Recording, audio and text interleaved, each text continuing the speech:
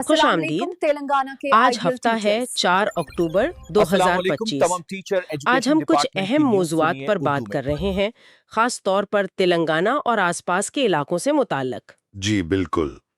हमारे पास आप देखें तो सरकारी नोटिफिकेशंस हैं, कुछ खबरों के तराशे हैं और अंदरूनी पैगामात भी हैं। मुख्तलिफ ज़राए हैं। हाँ, तो इनकी बुनियाद पर हम तालीम, आने वाले इंतखाबात, फिर ये सरकारी मुलाजमीन और असातिज़ा के मसाइल जी जी। और नौकरियों के नए मौक़े, इन सब का एक यूं समझें गहराई से जायजा लेंगे। सही।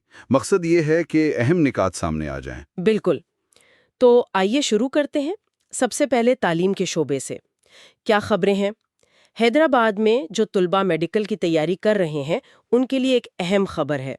कल यानी इतवार को 5 अक्टूबर जी। सुबह 11 बजे महबूब हुसैन जिगर हॉल सियासत आबिद्स में नीट का एक मॉडल टेस्ट हो रहा है। अच्छा। जराए बता रहे हैं कि वहाँ टेस्ट मटेरियल भी मिलेगा, नोट्स भी, और OMR शीट पर प्रैक्टिस भी करवाई जाएगी।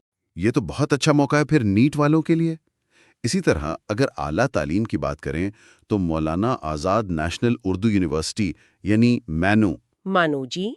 उन्होंने अपने फासलाती तालीम के प्रोग्राम्स के लिए 2025-26 सेशन के दाखिलों का ऐलान किया है।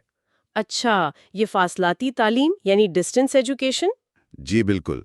ये उन लोगों के लिए बहुत अच्छा है जो रेगुलर क्लासेस नहीं ले सकते। बिल्कुल, और इनके पास कोर्सेज भी काफ़ी हैं। डिप्लोमा और सर्टिफिकेट लेवल पर देखें तो टीच इंग्लिश, सहाफ़त, फंक्शनल इंग्लिश, ये सब अमली कोर्सेज हैं। जी हाँ। ग्रेजुएशन में BA, BCom, BSc ये भी हैं।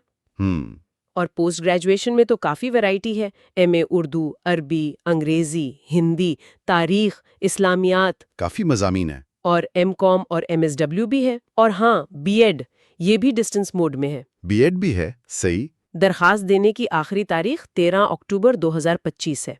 पोर्टल है manuadmissions.samarth.edu.in। ठीक।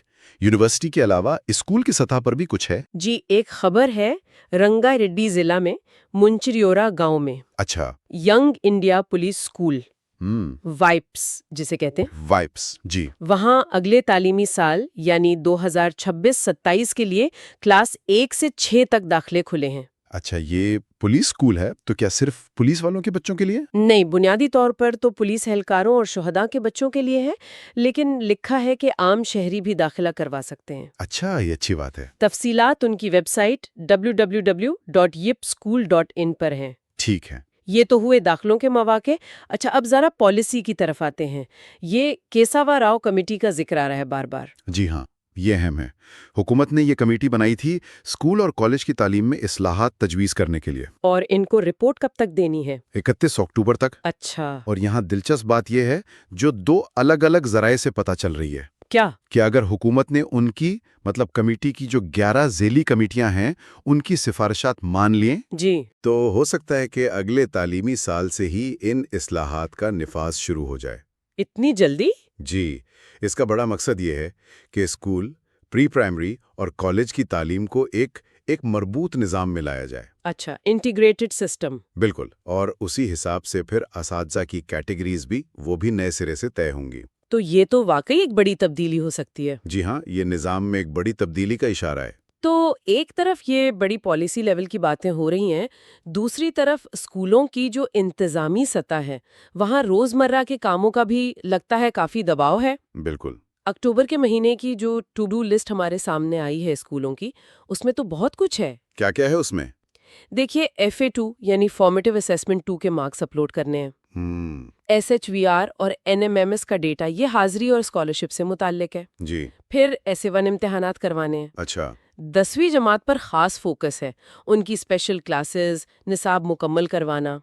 ये तो हर साल होता है। जी, और फिर इम्तिहानी फीस की तारीखों का तयन, तुलबा का आधार अपडेट करवाना और ये APR ID तैयार करना। ये कोई नया स्टूडेंट ID सिस्टम लगता है। हाँ, ये नया है APR ID। और साथ ही UDC प्लस 2025 का DCF यानी डेटा कैप्चर फॉर्मेट, वो मुकम्मल करना है। ओहो, ये तो लंबी लिस्ट है। UDC का काम तो वैसे ही काफी तफसीली होता है। जी हाँ।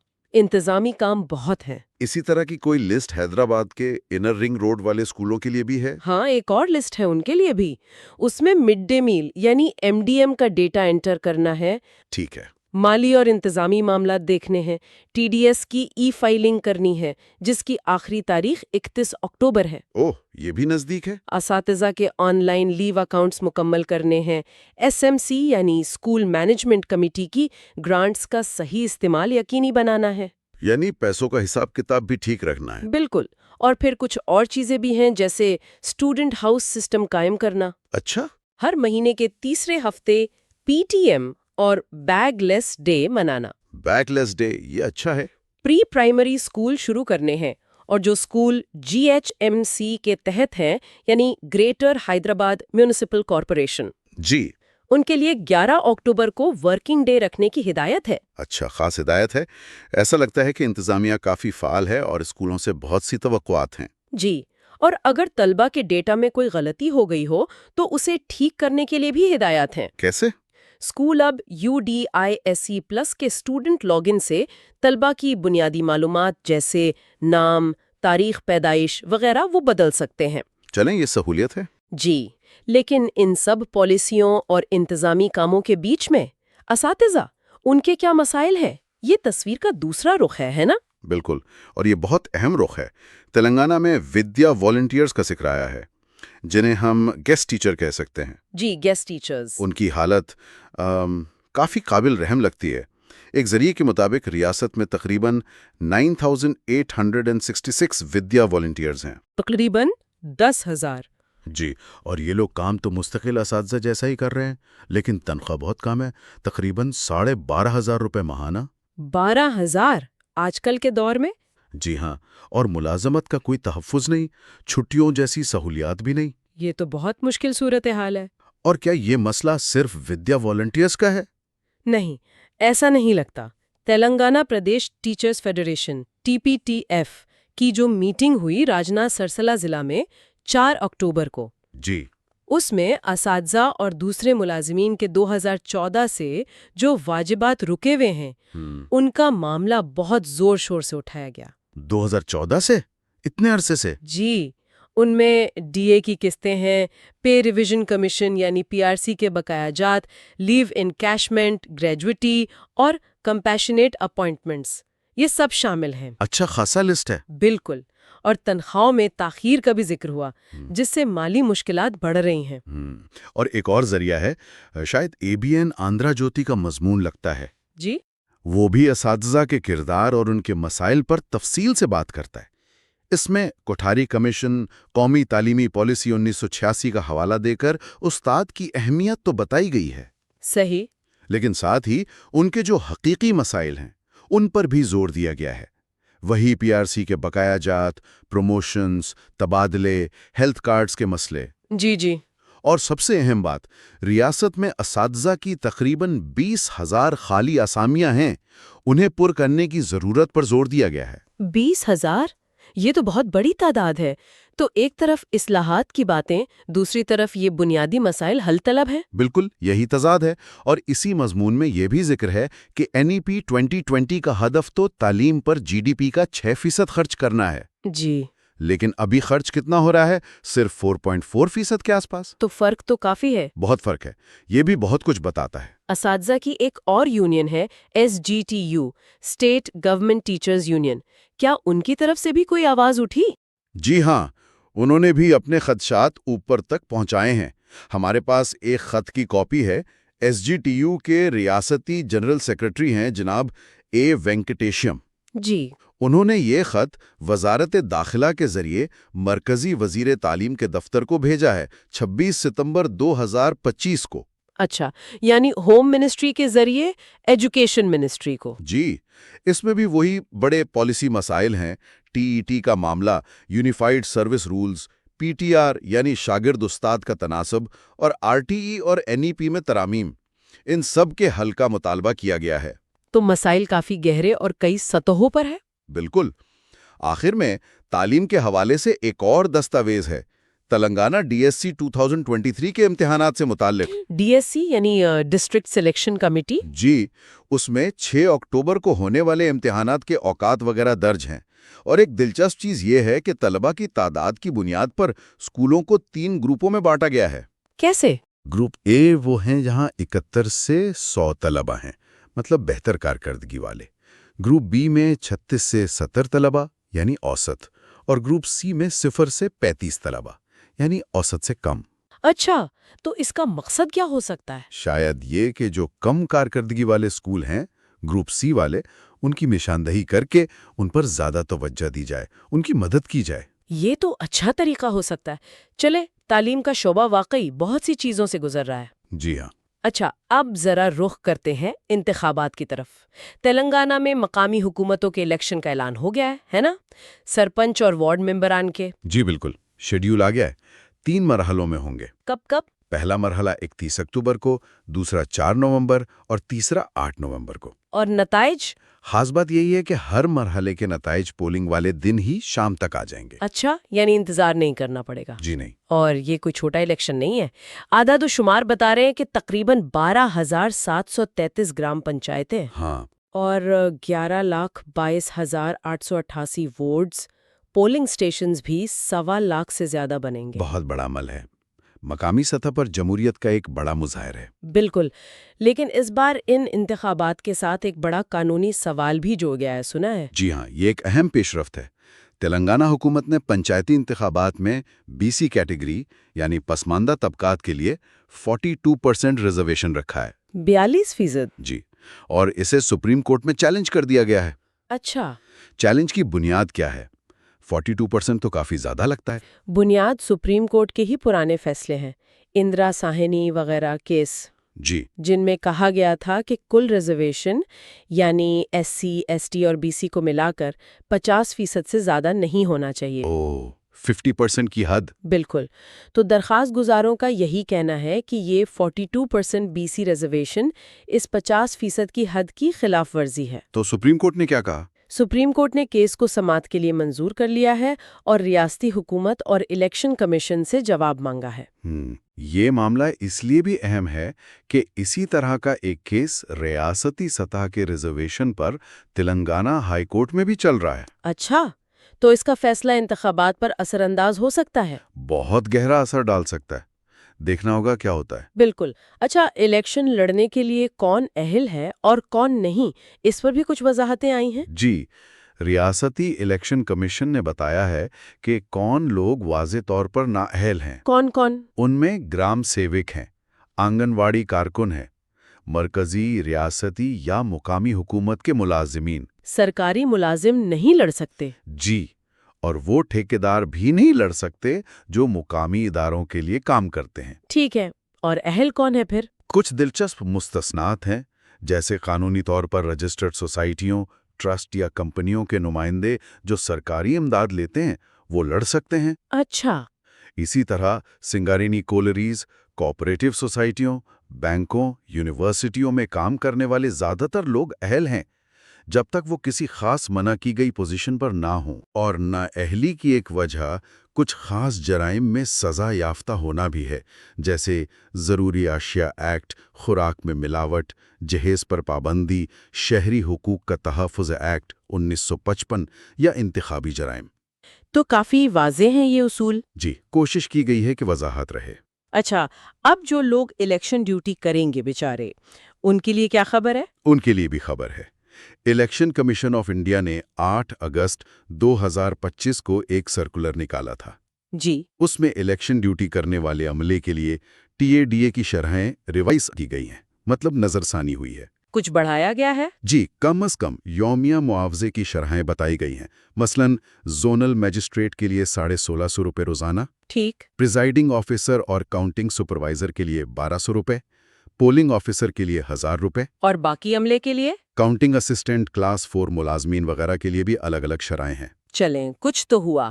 کیا الیکشن ڈیوٹی سے کسی کو چھوٹ بھی مل سکتی ہے؟ اس پر بات چیت چل رہی ہے، TPTF کے پیغامات سے ایسا لگتا ہے۔ किन लोगों के लिए? खास तौर पर जो लोग 50% से ज़्यादा माजूर हैं, हामिला खवातीन हैं या जिनके बहुत छोटे बच्चे हैं, उनको इलेक्शन ड्यूटी से मुस्तस्ना रखने पर गौर हो रहा है। ये तो होना चाहिए। जी, इसके अलावा एमपीटीसी, जेडपीटीसी और सरपंच इंतखाबात के लिए आरओ और एआरओ यानी रिटर्निंग ऑफिसर और असिस्टेंट रिटर्निंग ऑफिसर, उनकी तैनाती का क्या तरीका होगा, इसका भी जिक्र है। ठीक है।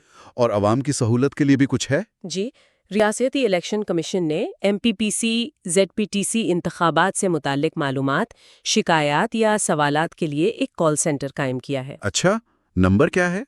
नंबर है 9240021456। और इससे फिर सुना भी जा सकता है। 9240021456। ये शहरियों के लिए मददगार हो सकता है। बिल्कुल। तो ये थे इंतखाबात से जुड़े कुछ अहम पहलू।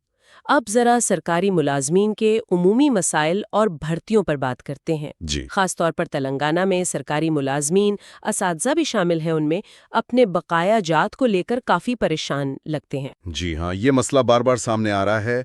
एक अखबारी रिपोर्ट भी यही कहती है कि डीए की कई किस्तें और पीआरसी यानी पे रिवीजन कमीशन के बकाया जात वो अभी तक अदा नहीं हुए। पीआरसी तो तनख्वाहों में इजाफे से मुतालिक होता है ना? जी बिल्कुल। और सूरत हाल इतनी संजीदा है कि मुलाजमीन की जॉइंट एक्शन कमेटी, जेएसी जिसे कहते हैं, जी। उन्होंने इस मसले पर 11 सितंबर को धरना भी दिया था। ओह।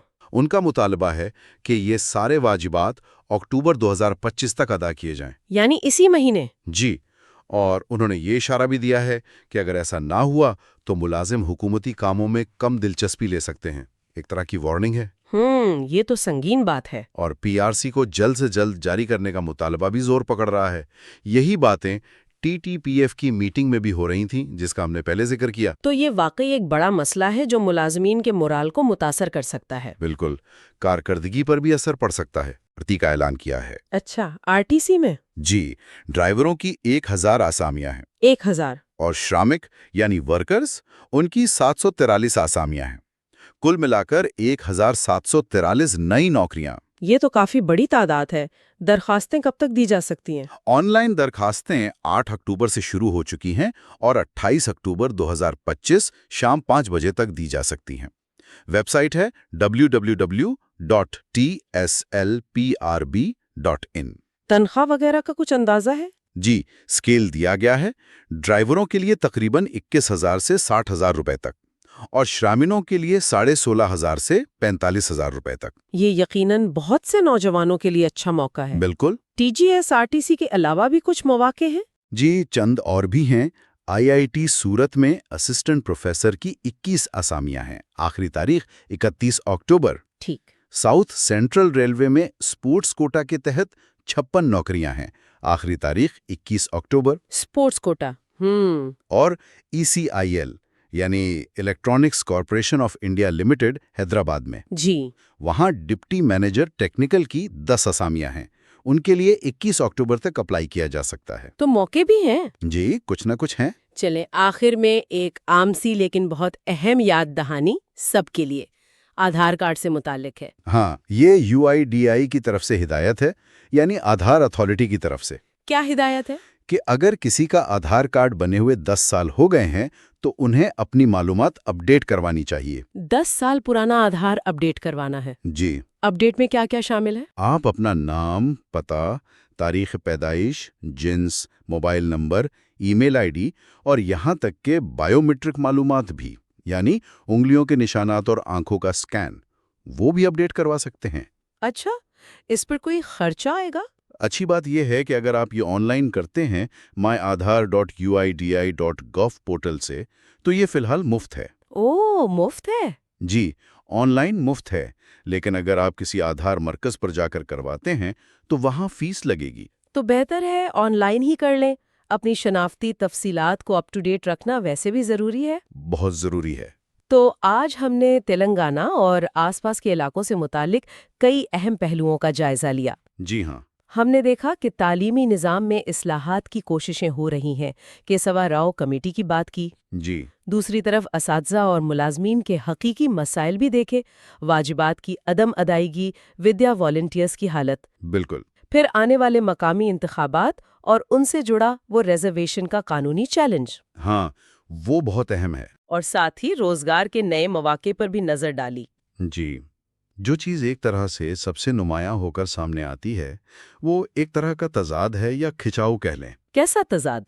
ایک طرف پالیسی کی سطح پر بڑے اہداف ہیں، اصلاحات کی خواہش ہے، جیسے NEP کے مطابق تعلیم کو بہتر بنانا ہے۔ جی، دوسری طرف زمینی حقیقت یہ ہے کہ ان پالیسیوں کو جن لوگوں نے نافذ کرنا ہے، یعنی اساتذہ اور سرکاری ملازم، وہ خود کئی طرح کے مسائل اور مالی مشکلات کا شکار ہیں۔